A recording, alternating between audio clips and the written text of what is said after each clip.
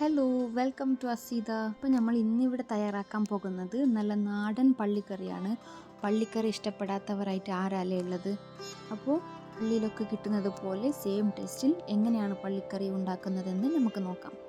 ഇതിനായി പാൻ അടുപ്പത്ത് വെച്ച് 8-10 വറ്റൽമുളകും 1.5 ടീസ്പൂൺ പെരുംജീരകം, 1 ടേബിൾ സ്പൂൺ ജീരകം, 5 ഗ്രാമ്പു, 2 ഏലക്ക, 2 ബേ ലീഫ്, 2 ടേബിൾ സ്പൂൺ മല്ലി, 1 കറുത്ത ഏലക്ക. ഇത് ഓപ്ഷണലാണ് കേട്ടോ, വേണമെങ്കിൽ മാത്രം ചേർത്താൽ മതി. ഇതിനിപ്പിൽ നന്നായിട്ട് റോസ്റ്റ് ചെയ്ത് ഫൈൻ പൗഡർ ആക്കിയിട്ട് പൊടിച്ചെടുക്കണം. ഇപ്പോൾ പള്ളിക്കറിയുടെ പൗഡറൊക്കെ മില്ലിൽ അവൈലബിൾ ആണ്. നീണ്ടലെ ചൂടായ പാത്രത്തിലേക്ക് 4-5 ടേബിൾ സ്പൂൺ വെളിച്ചെണ്ണ ചേർത്ത് നന്നായി കഴുകിയ ബീഫ് ഇതിലേക്ക് ഇട്ട് കൊടുക്കാം. പിന്നെ ഈ മീറ്റ് ഇങ്ങനെ കഴുകുന്ന സമയത്ത് 1.5 ടേബിൾ സ്പൂൺ വിനാഗർ, അതായത് സിർക്ക ചേർത്ത് കഴുകുന്നത് ബീഫിൻ്റെയോ മട്ടൻ്റെയോ ഇറച്ചി ഉണ്ടല്ലേ, അതൊന്നും കൂടി സോഫ്റ്റായിട്ട് കിട്ടും. അപ്പോൾ നോട്ട് ദ പോയിന്റ്. ഇനിയിലെ ഫ്ലെയിം ഹൈയിൽ വെച്ചിട്ട് നന്നായിട്ട് മിക്സ് ചെയ്യണം. നന്നായിട്ട് മിക്സ് ചെയ്ത് അത് പാകപ്പെട്ട് വരുമ്പോൾ ഇറച്ചിയെല്ലാം കുറച്ചും കൂടി ടൈറ്റായിട്ട് ഉണ്ടാകും. ഇതിപ്പോൾ ഓൾമോസ്റ്റ് റെഡിയാണ്. ഇനി ഇതിലേക്ക് നമ്മൾ 1/2 ടേബിൾ സ്പൂൺ മഞ്ഞൾപ്പൊടി, 1.5 ടേബിൾ സ്പൂൺ മുളക് പൊടിയാണ് ചേർത്തിട്ടുള്ളത്. കാശ്മീരി ചില്ലി ഉണ്ടെങ്കിൽ 1.5 ടേബിൾ സ്പൂൺ അതും കൂടി ഇതിലേക്ക് ചേർക്കാം. പിന്നെ ആവശ്യത്തിനുള്ള ഉപ്പ് ചേർത്ത് നന്നായി മിക്സ് ചെയ്യാം. മിക്സ് ചെയ്യുന്ന സമയത്ത് ഫ്ലെയിം ഫാസ്റ്റിൽ വെച്ചിട്ട് വേണം മിക്സ് ചെയ്യാൻ വേണ്ടിയിട്ട്. ഇങ്ങനെ മിക്സ് ചെയ്യുമ്പോഴേ നമ്മൾ ആദ്യം ഒഴിച്ച കോക്കനട്ട് ഓയിലും പിന്നെ ഈ ബീഫിൽ നിന്ന് വന്ന ഇതിൻ്റെ സ്റ്റോക്കും പിന്നെ നമ്മൾ ഇട്ട ഈ മസാല ഐറ്റംസൊക്കെ നന്നായിട്ട് മിക്സ് ആവും വരെ ഇങ്ങനെ നമ്മൾ ഇളക്കിക്കൊണ്ടിരിക്കണം. എന്നിട്ട് അതിൻ്റെ പച്ച ചൊകയൊക്കെ മാറിയതിന് ശേഷം ഇതിനെ മൂടി വെക്കാം. ഇപ്പോൾ ഒരു 10-15 മിനിറ്റ് കഴിഞ്ഞിട്ടുണ്ട്. കണ്ടോ, നന്നായിട്ട് മിക്സ് ആയിട്ടുണ്ട്. നിങ്ങൾക്ക് വേണമെങ്കിൽ ഈ സെയിം പ്രോസസ്സ് കുക്കറിൽ വേണമെങ്കിൽ ചെയ്യാം. നല്ല വലിയ സൈസിലുള്ള 1.5 തക്കാളി, ഒരു തക്കാളിയും എൻ്റെ പകുതിയും, പിന്നെ വലിയ സൈസിലുള്ള 3 സവാള, പിന്നെ 5-6 വെളുത്തുള്ളി ചതച്ചത്, ഒരു 4 പച്ചമുളക്, ഒരു മീഡിയം സൈസിലുള്ള ഇഞ്ചി ചതച്ചത്, ഇതൊക്കെ ചേർത്തിട്ട് നന്നായിട്ട് ഇതിനെ മിക്സ് ചെയ്തെടുക്കണം. ഇതിന് ശേഷം ഇതിലേക്ക് ആവശ്യമായിട്ടുള്ള 1.5 ടേബിൾ സ്പൂൺ ഇഞ്ചി വെളുത്തുള്ളി പച്ചമുളക് പേസ്റ്റ് ഇതിലേക്ക് ചേർത്ത് ഒന്നും കൂടി നന്നായിട്ട് എല്ലാം കൂടെ യോജിപ്പിച്ച് മിക്സ് ചെയ്ത് എടുക്കണം. അതിനുശേഷം ഇതിലേക്ക് ആവശ്യമായിട്ടുള്ള, അതായത് 1/2 ഗ്ലാസ് വെള്ളം ചേർക്കണം. ഈ വെള്ളം ചേർത്തതിന് ശേഷം മൂടി വെച്ച് ഇറച്ചി വേവും വരെ വേവിച്ചെടുക്കണം. ഇതിപ്പോൾ ഇറച്ചി നന്നായിട്ട് വെന്തിട്ടുണ്ട്. ഞാൻ നിങ്ങൾക്ക് ഒന്നും കൂടി കാണിച്ചു തരാം. നന്നായിട്ട് എല്ലാം മിക്സ് ആയിട്ടുണ്ട്. ഇതിപ്പോൾ ഇവിടെ റെഡിയാണ്. ഇനിയിപ്പോൾ ഇതിനെ താളിച്ചെടുക്കണം. എനിക്കിതിപ്പോൾ 35-40 മിനിറ്റ് എടുത്തിട്ടുണ്ട്. കുക്കറിൽ വെക്കുന്നതാണെങ്കിൽ ഈ സമയം ലാഭിക്കാം. ഇപ്പോൾ ഇവിടെ ഒരു പാൻ വെച്ചിട്ടുണ്ട്. നന്നായിട്ട് ചൂടായിട്ടുണ്ട് പാന്. ഇതിലേക്ക് 5-6 ടേബിൾ സ്പൂൺ വെളിച്ചെണ്ണ ചേർത്തിട്ടുണ്ട്. ഇനിയിപ്പോൾ ഇതിലേക്ക് ഒരു 5-6 തണ്ട് കറിവേപ്പില കഴുകിയത് ഇട്ട് കൊടുക്കണം. ഇത് നന്നായിട്ട് മൂത്ത് വരുമ്പോഴേക്ക് ഇതിലേക്ക് നമ്മൾ നേരത്തെ തയ്യാറാക്കിയിട്ട് വെച്ചിട്ടുള്ളത് ചേർത്ത് കൊടുക്കണം. ഈ സമയത്ത് ഫ്ലെയിം ഒന്ന് മീഡിയം ഫ്ലെയിമിലേക്ക് ചെയ്യണേ. എന്നിട്ടിപ്പോൾ ഇത് രണ്ടും കൂടി സാവകാശത്തിൽ നന്നായിട്ട് മിക്സ് ചെയ്യണം. ഇതിലേക്ക് നേരത്തെ നമ്മൾ വറുത്ത് പൊടിച്ച് വെച്ച പള്ളിക്കറി മസാല ഇതിലേക്ക് കുറച്ചായിട്ട് ഇതിലേക്ക് ചേർക്കാം. ചേർത്തതിന് ശേഷം രണ്ടും കൂടെ നന്നായിട്ട് മിക്സ് ചെയ്യണം. ബാക്കി വന്ന കുറച്ചും കൂടി ഫുള്ളായിട്ട് മുഴുവനായിട്ട് ഞാൻ ഇതിലേക്ക് ചേർത്തിട്ടുണ്ട്. നന്നായിട്ട് എല്ലാം ചേർത്തതിന് ശേഷം ഒന്നും കൂടി നന്നായിട്ട് മിക്സ് ചെയ്ത് ഇപ്പോൾ ഫ്ലെയിം ഒന്ന് ഹൈയിലാക്കി കൊടുത്തിട്ടുണ്ട്. ഇപ്പോൾ ഇട്ട പള്ളിക്കറിയുടെ മസാല ഉണ്ടല്ലേ, അതിൻ്റെ ഒരു പച്ചച്ചൊക്കെ മാറുന്നത് വരെ രണ്ടും കൂടെ നന്നായിട്ട് മിക്സ് ചെയ്തെടുക്കണം. ഇനിയിപ്പോൾ ഇതിനെ മൂടി വെച്ച് 10 മിനിറ്റ് വേവിക്കാം. 10 മിനിറ്റ് കഴിഞ്ഞിട്ടുണ്ട്. നേരത്തെ ഇട്ട മസാലയൊക്കെ ഇതിലേക്ക് നന്നായിട്ട് മിക്സ് ചെയ്ത് വന്നിട്ടുണ്ട്. നല്ല മണമാണ്. ഇങ്ങനെ പള്ളിക്കറി ട്രൈ ചെയ്യാത്തവരാണെങ്കിൽ ഒരു പ്രാവശ്യമെങ്കിലും നിങ്ങൾ ഇങ്ങനെ ട്രൈ ചെയ്ത് നോക്കണേ. സൂപ്പറാണ് കേട്ടോ. പിന്നെ ഉണ്ടല്ലേ, ഞാൻ ഇപ്പോൾ ഉച്ചക്കത്തെ ലഞ്ചാണ് തയ്യാറാക്കാൻ പോകുന്നത്. അപ്പോൾ ഇതൊരു ചിക്കൻ ഫ്രൈഡ് റെസിപ്പിയാണ്.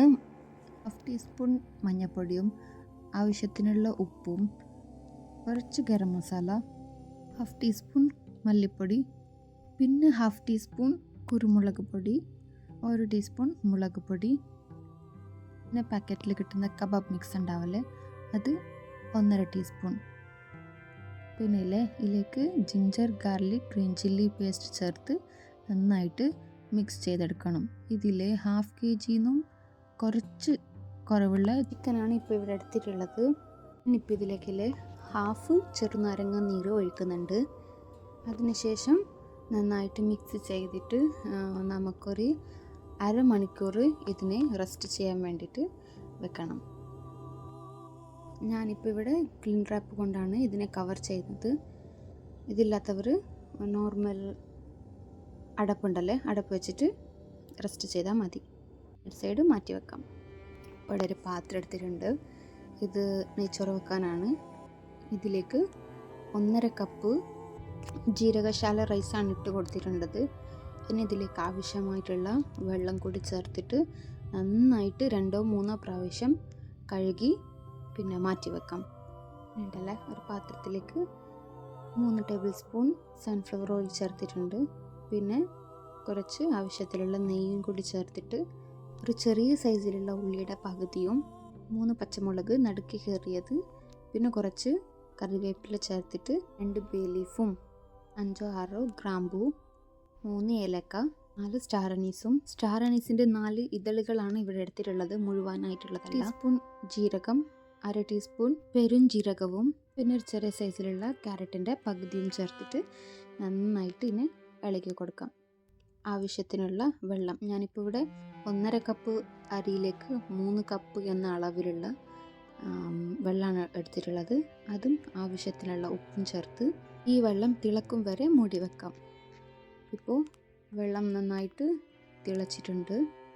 ഇനിയിപ്പോൾ നമ്മൾ ഇതിലേക്ക് നേരത്തെ കഴുകിയിട്ട് മാറ്റി വെച്ച അരി ഉണ്ടല്ലോ, അതിലേക്ക് ഇട്ട് കൊടുക്കാം. ഇത് പള്ളിക്കറിക്ക് വേണ്ടിയിട്ട് മാത്രമല്ല ഇങ്ങനെ ചെയ്യുന്നത്.